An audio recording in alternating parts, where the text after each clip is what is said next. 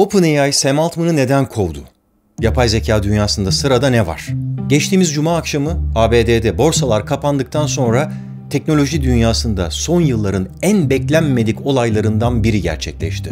ChatGPT, DALL-E gibi yapay zekanın en ileri örneklerini geliştiren OpenAI'ın kurucusu ve CEO'su Sam Altman kovuldu. Haber önüme düşünce ben ister istemez acaba 1 Nisan falan mı diye böyle bakmak, kontrol etmek zorunda kaldım. Çünkü gerçekten şok edici bir haberdi ama hayır, gerçekten de kovulmuştu. Breaking news, Sam Altman is out. Bir saat sonra diğer kurucu ve başkan Greg Brockman da istifa ettiğini duyurdu. İnanılmaz ani ve sıra dışı bir şekilde gerçekleşen bu gelişmeler Silikon Vadisi ve tüm teknoloji çevrelerinde adeta bir şok etkisi yarattı. Bir zamanlar Steve Jobs'ın kendi kurduğu Apple'dan atılmasına benzer bir hikaye ama çok daha geniş ölçekli ve çok daha sert bir şekilde gerçekleşmişti zira. Çünkü yapılan açıklamada yönetim kurulunun kapsamlı bir inceleme sürecinin ardından bu kararı verdiği yazılmış. Kovulan CEO Sam Altman'ın yönetim kuruluyla iletişiminde tutarlı olmadığı ve yönetim kurulunun sorumluluklarını yerine getirme yeteneğini engellediği sonucuna varmış. PR diliyle epeyce bir yoğrulup yumuşatılmış olmasına rağmen oldukça sert bir açıklama bu ve resmen bazı şeyleri gizlediği ve yalan söylediği gibi imalarda bulunuyor. Diyor ki yönetim kurulunun artık Sam Altman'ın OpenAI'yı yönetme yeteneğine güveni kalmadı. Takip ettiğim Twitter, Signal, Slack gibi bir takım platformlarda böyle ani bir kararın muhtemel nedenlerine dair bir anda spekülasyonlar yapılmaya başlandı. Çünkü gerçekten de hiç kimsenin beklemediği böyle bir karar iş dünyasında bir çeşit arkadan bıçaklanmaya eşdeğer bir tonda görüldü. Yani bir sen de mi Brutus vakası. Peki Brutus kim diyeceksiniz, ona az sonra geleceğim. Benim bu videoda söyleyeceklerim de dahil olmak üzere kimsenin söylediklerinin ne kadar doğru olduğunu henüz ben bu videoyu kaydederken bilmiyoruz. Çünkü OpenAI'ya milyarlarca dolar yatırım yapmış Microsoft yetkilileri bile konuyu neredeyse bizimle aynı anda öğrendiler. Diğer şirketlerden teknoloji yöneticileri, ortaklar, yatırımcılar, kıdemli teknoloji gazetecileri ya da anonim olarak şirketin içerisinden bilgi veren kişiler bile doğru düzgün bunun sebebini izah edemiyor. Açıklamadan bir saat sonra kovulan eski CEO Altman bu habere oldukça sakin görünümlü ama iyi kompoze edilmiş bir tepki veren bir tweet attı. OpenAI'da geçirdiğim zamandan çok keyif aldım. Kişisel olarak dönüştürücüydü. Umarım dünya için de biraz öyledir. En çok da yetenekli insanlarla çalışmaktan zevk aldım. Sonraki adım için daha fazlasını söyleyeceğim. İşte bu tepkinin hemen ardından Greg Brockman da bir tweet attı. Bugünkü haberlerden sonra istifa ediyorum dedi. Bakın bu iki kişinin de kamuoyu karşısındaki tepkilerindeki şaşkınlık hissi belki de bizim açımızdan en şaşırtıcı yön. Çünkü onlar da kovulmalarından dünyanın geri kalanıyla aynı anda haberdar olmuş gibi gözüküyorlar. Zaten bu olaydan saatler önce biri bir etkinlikte şirketi adına konuşma yapıyordu. Diğeri de yeni gelişmeleri müjdeleyen tweetler atıyordu. Şimdi kim kimi işten attı, nasıl taht oyunları dönüyor?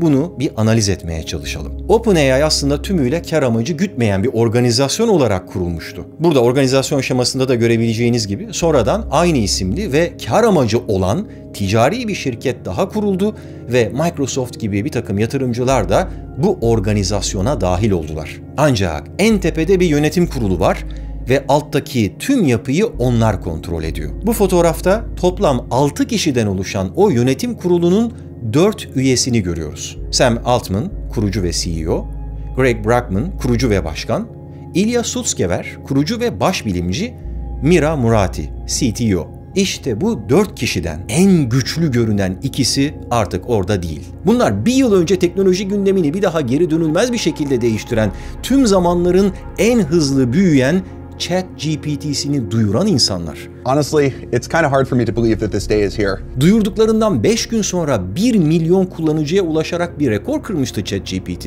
Birçok insanı işsiz bırakacak derecede yetkin özelliklerle donatılmış bu ürünü tanıtan insanlar kovuldu.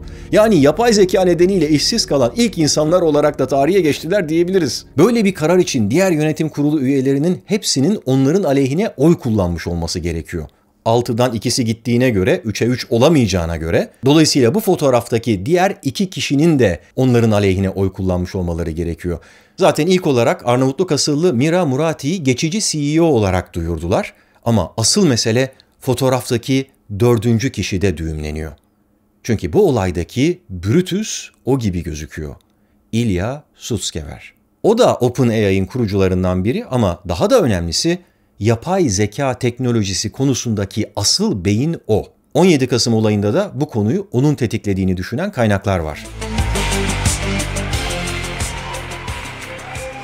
Söylediklerine göre daha 6 Kasım'da gerçekleştirilen ve çok da başarılı geçen OpenAI Development Day etkinliğinin ardından Greg ve Sam 30 milyar değerindeki şirketi 3 kat daha büyütmek üzere kollarını sıvamışlar. Bir yandan da OpenAI'nin headhunter'ları yani o işe alım uzmanları hemen halihazırda Google çalışanlarını arayıp böyle yılda 10 milyon, 20 milyon dolarlık paketlerle cezbedip kendi şirketlerine aktarmaya, kendilerine katılırlarsa bu değerlemeden sonra 3 kat daha zengin olabileceklerine dair bir takım vaatlerle ikna etmeye çalışmışlar. Sam Altman daha önce zaten bir Avrupa turu atarak liderlerle ikili görüşmelerde bulunmuştu. Bu kez Greg de Paris'te bir yatırımcı toplantısına katılıp Avrupalı yatırımcıları ikna etmeye başlamış. İşte tam bu sırada Sam de Londra'da Financial Times'a bir röportaj verdi ve GPT-5 ile ilgili çalışmaların başladığını söyledi. İşte tam bu noktada böyle genellikle geri planda kalmayı tercih eden ve teknolojiye diğerlerinden çok daha hakim olan İlya'nın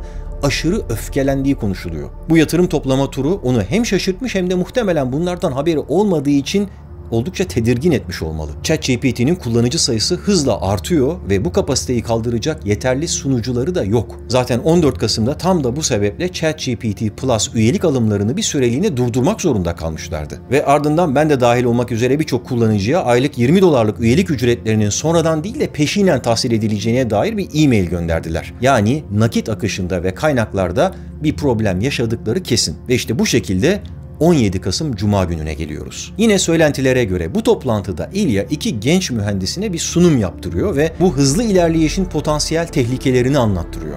Daha fazla yatırım toplamamaları ve böyle büyük bir hızla genişlememeleri gerektiğini, Sam'in yönetim kurulunun bilgisi olmadan böyle ülke ülke dolaşıp bunu yapmasının, fon toplamaya çalışmasının yanlış olduğunu ifade edince de muhtemelen aralarında bir kavga çıkıyor ve yapılan oylamayla da işte bugünkü sonuca ulaşıyoruz.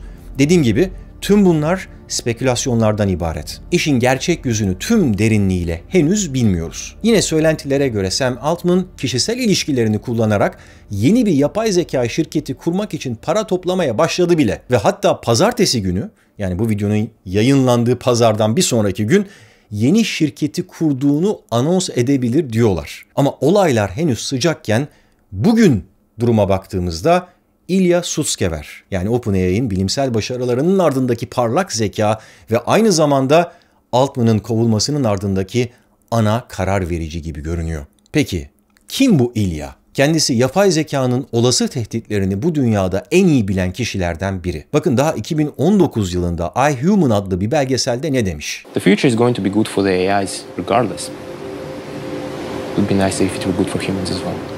Gelecek ne olursa olsun yapay zekalar için iyi olacak. İnsanlar için de iyi olsaydı hoş olurdu. Evet, bunu OpenAI kurduktan sonra daha ChatGPT'yi geliştirirken söylemiş. Söylemesi de gayet normal çünkü OpenAI zaten bu olası tehditleri araştırmak ve mümkün olan güvenlik tedbirlerini alabilmek için kurulmuştu. Yani kendisi bu konuların yavaş ve güvenli bir şekilde ilerletilmesinden yana. Yine başka bir yerde aynen şunları söylüyor. It's not that it's going to actively İnsanlardan hate aktif humans, olarak nefret harm edecek them. ve onlara zarar vermek isteyecek değil, But it is going to be too powerful. ama çok güçlü olacak a good analogy ve would insanların be hayvanlara davranış şeklinin industry iyi bir gangs. benzetme olacağını düşünüyorum. Hayvanlardan nefret not ettiğimizden hating, değil, it's insanların hayvanları loving. çok sevdiğini ve onlara karşı çok Affection şefkatli olduğunu düşünüyorum ama But iki şehir arasına when otoyol time yapma comes to zamanı build geldiğinde highways, hayvanlardan izin cities, almıyoruz. Bunu sadece bizim için önemli olduğundan yapıyoruz ve bence varsayılan olarak bu gerçekten özerk olan ve kendi adına faaliyet gösteren AGI'larla bizim aramızda olacak türden bir ilişkidir. AGIs which are truly autonomous and operating on their own behalf. Bilmeyenler için AGI, Artificial General Intelligence, yani neredeyse insan gibi her konuda düşünebilen türde bir yapay zeka. Yapay zekanın gelebileceği en üst seviyede diyebiliriz. Şu anda bu konuyu hızlı ilerleme taraftarlarıyla işte İlya gibi güvenli ilerlemeyi savunanların bir çatışması, mücadelesi olarak okuyabiliriz. Her ne kadar ben İlya'dan yana olsam da bu olayın gerçekleşme biçimini doğru bulmuyorum.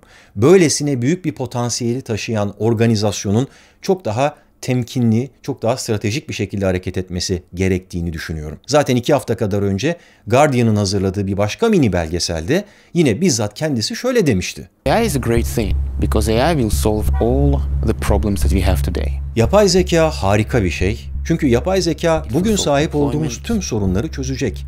İstihdamı çözecek, hastalıkları çözecek, yoksulluğu çözecek ama aynı zamanda yeni sorunlar da yaratacak. Sahte haber sorunu milyonlarca kat daha kötü olacak. Siber saldırılar çok daha aşırı hale gelecek. Tamamen otomatikleştirilmiş yapay zeka silahlarına sahip olacağız. Yapay zekanın sonsuz istikrarlı diktatörlükler yaratma potansiyeline sahip olduğunu düşünüyorum. İşte belki de bu düşünceleri şiddetli bir kaygıya dönüştü ve bunun önlemini alabilmek için böyle bir harekete geçti. Şimdi soru, bu inanılmaz etkili olayların OpenAI, yapay zeka ve teknoloji dünyası için sonuçlarının neler olacağı. İlya kontrolü tam olarak ele alırsa daha güvenli ve daha temkinli bir yol mu izlenecek?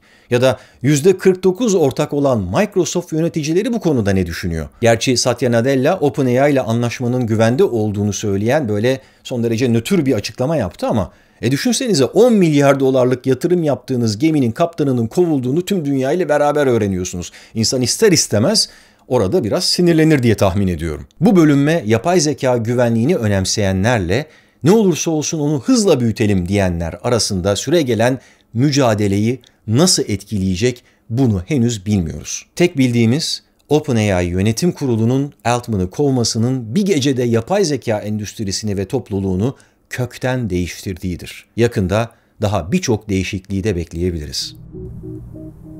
Playing God. Tanrı'yı oynamak. Scientists have been accused of playing God for a while. Bilim insanları bir süredir Tanrı'yı oynamakla suçlanıyor. But there is a real sense in which we Ancak şu ana kadar yarattıklarımızdan çok farklı bir şey yarattığımıza dair gerçek bir his var.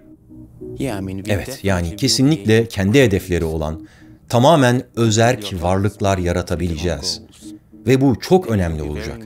Özellikle de bu canlılar insanlardan çok daha akıllı hale geldikçe, bu canlıların hedeflerinin bizim hedeflerimizle uyumlu olması çok önemli olacak.